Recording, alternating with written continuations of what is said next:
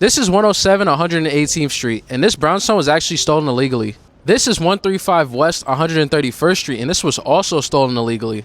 Both of the brownstones that I just showed you have a combined value of $4.7 million, and they're both in Harlem. But I'm not finished yet. In my previous video, I talked about how this brownstone was stolen via deed theft. But what if I told you all three brownstones were stolen by the same person? The person who owned it didn't even know that their house was being stolen until it was too late. And this is because when this brownstone was actually getting stolen, the notices were actually being sent to a different location. It was actually getting sent to 406 West 157th Street, which isn't an address that actually exists. But who's actually the person behind stealing all of these brownstones in New York? Well, that would have to be Joseph McConney. He first made his mark here. According to Letitia James, McConney used fraudulent deeds, false documents, and companies he controlled to take this property from an elderly homeowner.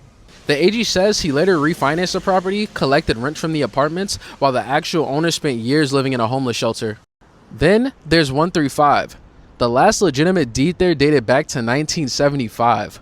Prosecutors said McConney got a tenant's signature by pretending to offer him a job. He then used that signature in a fraudulent deed that represented the tenant as the owner. The Attorney General says fraudulent civil lawsuits were part of the scheme used to obtain both of the properties as well. Now, even though Joseph McConney was only convicted for what happened with those two Harlem properties and not 506, the court records I've been looking through connect his name and companies to the story surrounding 506.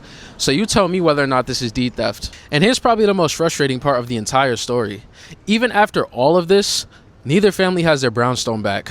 McConney was convicted, but as of July 2026, the Attorney General said both properties still had not been returned to their rightful owners. This means they are still fighting in court to get them back.